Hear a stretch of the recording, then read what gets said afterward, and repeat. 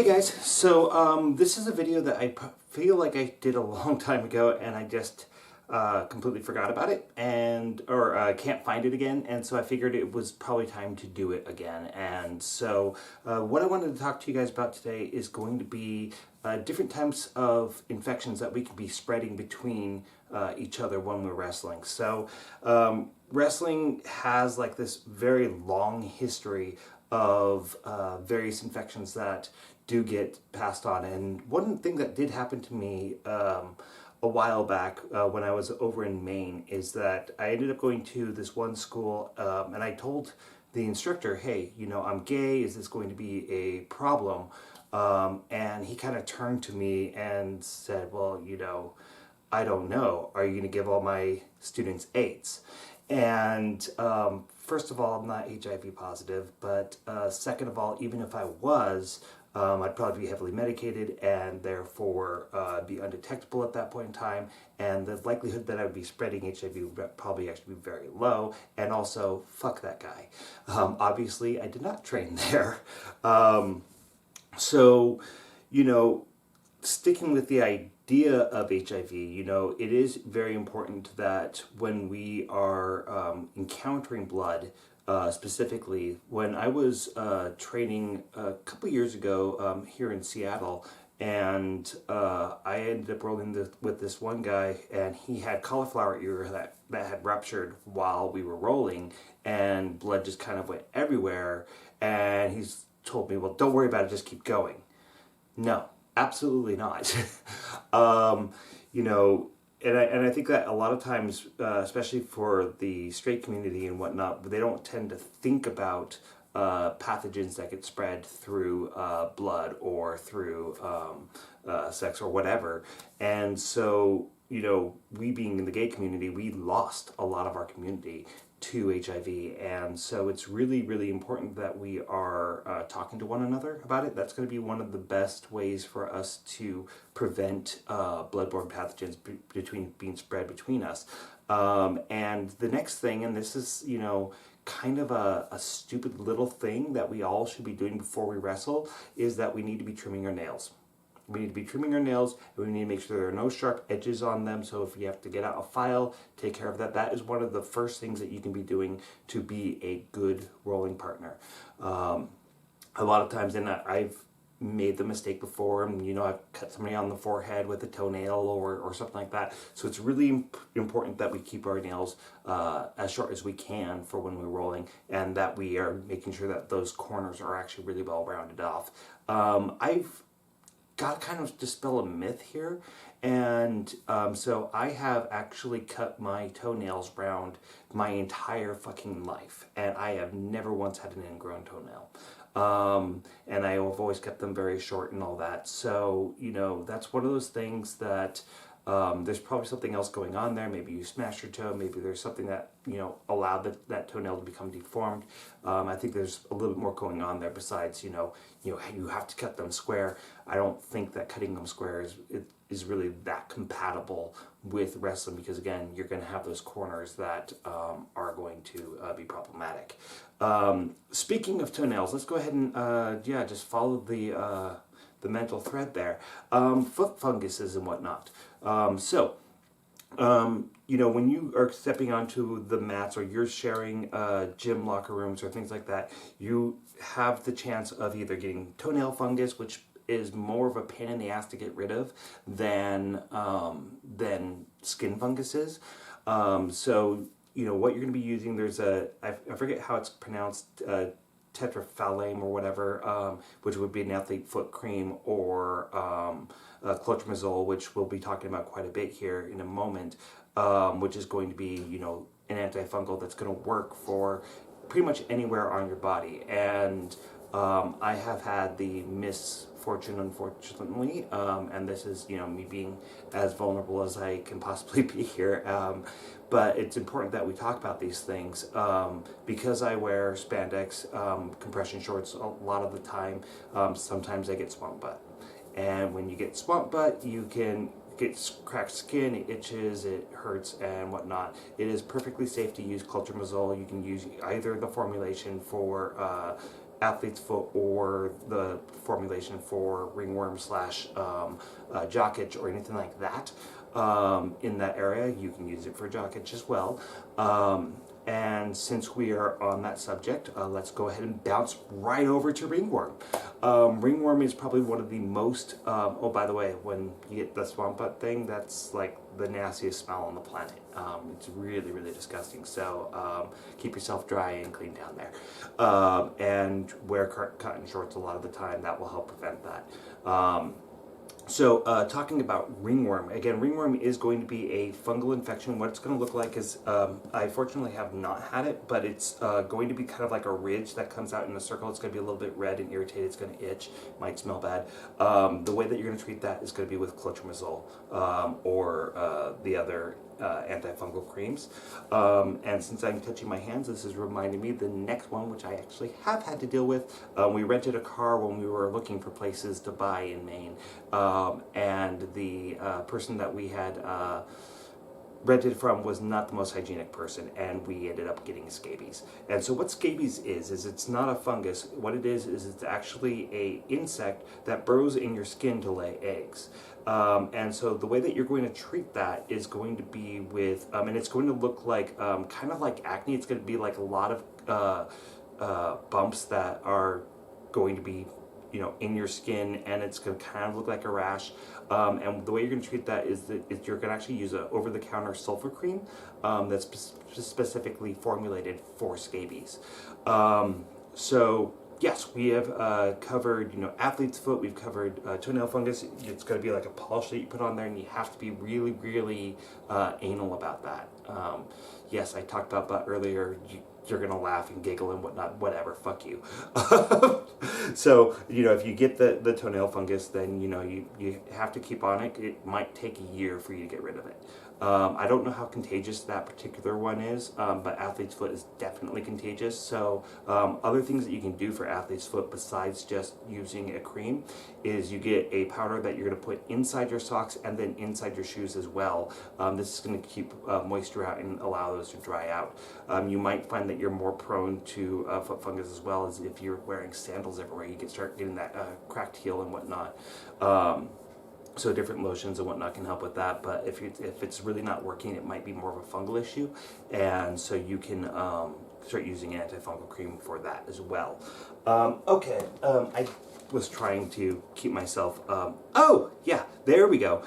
There's two of them that we're going to be treating with antibiotics, and you're going to have to see your doctor for this. And the first one I do want to talk about is staph. So staph, also called MRSA, is basically it's a virus that lives on your skin or sorry, not a virus, because you can treat it with antibiotics. It's going to be living on your skin, and I, at all points in times in my life, from the day I am born to the day I die, most likely do have staph living on my skin. And if I get cut, I will not get a staph infection from that. The reason why I will not get a staph infection from it is because my body knows the staph, the bacteria that lives on my body. And so when it gets into my bloodstream, I will probably not get an infection from it because my body knows how to fight it from the very beginning.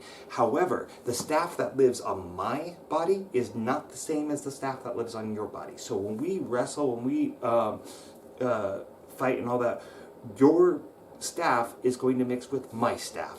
And if I get a cut on my body, again, going back to the trimming the nails, foots and hands, that staph, your staph can get into my skin and give me a staph infection, and staph infections can actually be relatively serious. They kind of burn a little bit. I actually almost died from a staph infection when I was 5 years old. That's why I have like a little scar right here, although it's, you know, not as prevalent as it used to be. And when staph MRSA, you know, you don't get the right antibiotic treatment for it, it can grow and it gets worse and gets worse and worse. Now, a lot of times with hospitals, if you get staph when you go to the hospital, they generally will give you an antibiotic first before they test the infection to find out what kind of staph it is. Because if you got it in the hospital, then they've probably been dealing with that variety of staph or whatever kind of infection repeatedly, and so they know which one they're probably going to be going for. They just do the test to kind of confirm that they're using the right antibiotic. And it is important that when you do have a treatment for that, that you continue the treatment entirely to the very end, because you might have symptoms that go away before the staph is killed. And if you stop the antibiotic treatment before the infection is gone, then the infection can come back, and guess what? Now it is immune to that particular antibiotic. So, you know, besides trimming your nails, one of the best things that you can do to protect yourself and protect your training partners is shower the moment that you finish with wrestling. And so if people ask me, you know, if I wrestle with somebody in my home and they ask, hey, can I use your shower before I leave? I always say yes. I'll provide a towel. If they are driving a long way, like, you know, if it's another person that lives here in Tacoma, then maybe it doesn't matter as much. I'll just remind them to shower when they get home. But if they are, you know, living in Anacortes or somewhere far away, Bellevue or anything like that, then I will usually offer, you know, my shower before they leave, because I don't want them to get a staph infection from having wrestled with me. Another one that can happen is going to be cellulitis. That's another one that's going to have to be treated with antibiotics, and I'm not exactly sure how that one transfers. So again, showering right after you wrestle is going to be very important. Now, here's one that was surprised me, because in preparation for this video, I was looking at, you know, what are the common skin infections that wrestlers get, and one of them is going to be cold sores.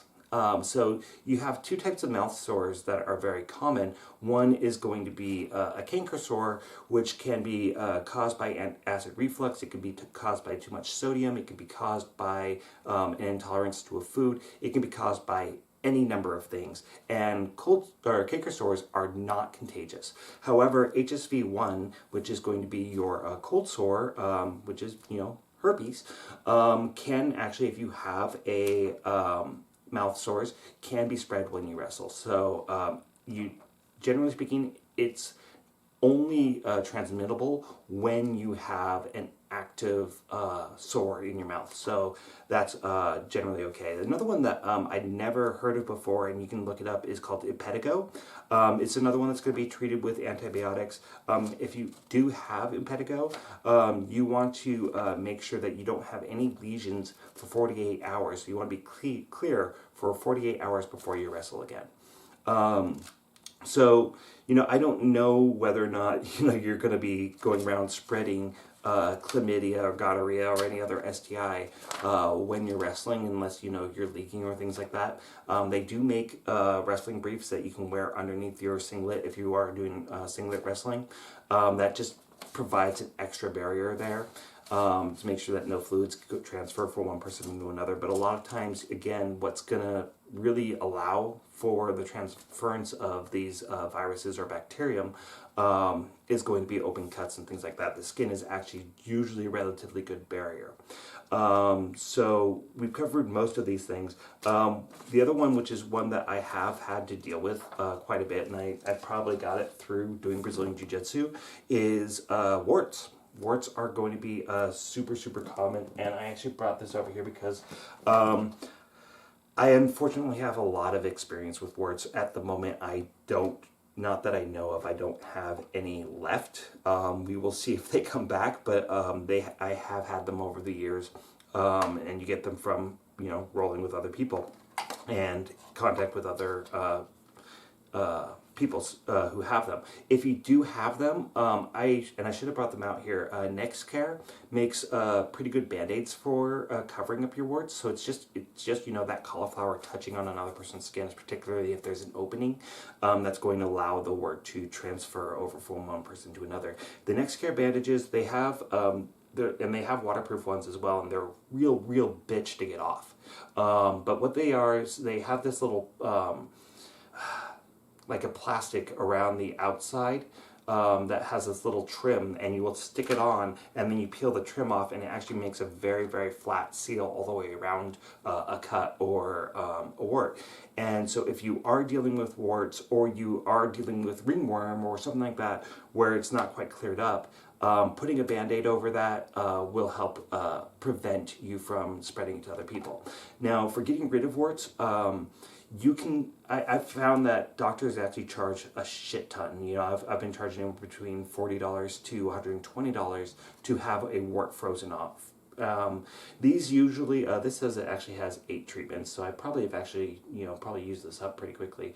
So this is the Dr. Scholl's Freeze Away. It has this little stick that you screw down into here, and then you for 3 seconds, hold on for 20 seconds or whatever. What you want to be seeing is you actually want to see the area around the wart to turn white, and what will happen there is it'll actually start to blister up, which is going to lift the wart out of the skin, and then if you follow it up with, did I bring it?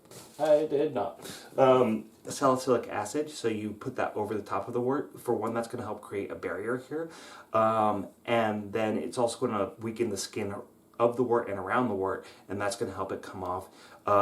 If you want to do the filing treatment, so after a day or two after you've done the freeze, you get a disposable file. You don't only want to use these things once, and you'll just grind that down quite a bit, because if you use it on more than one wart, or you use it on your nails later on and you're not thinking about it, then you're going to just be spreading that virus all over your body, and then you get more warts. But it's really important that we do get the root out. There is a and I can't stand to do that, I can't stand to have tape on me, but you can put duct tape on the wart and just change it out twice a day, and that will actually, there's something in the glue that actually helps break down the wart, and it will peel away over time. So that's just kind of an old hack for getting rid of warts. So we've covered kind of the big nasties as far as like STIs go and that type of thing. We've covered I think everything on my list here. So cold sores, impetigo, and impetigo is not the same thing as the blotchy skin. So if somebody is particularly a person of color, you'll see patches of different skin tones, usually a lack of pigment. Not the same thing, that's not contagious. So this is actually going to look a lot like the scabies. So it's going to be like this kind of bumpy thing that comes in. So we talked about ringworm, we talked about staph and MRSA, we talked about cellulitis, and we talked about scabies. And those are kind of the main common ones. Generally speaking, if you have something going on, talk to your partner, whoever you're going to be rolling with. With other STIs, obviously the geese and all that would be another form of barrier as well. And showering right after you practice. Those are going to be kind of the big things. I know that sharing sweat is sexy, it's fun and all that, but just be aware that there are communicable things that we can be sharing when we're wrestling, and it's really our responsibility to be taking care of our rolling partners. So thank you guys for watching. I got another one that I'm going to be filming right back to back with this one, so let's get on to that.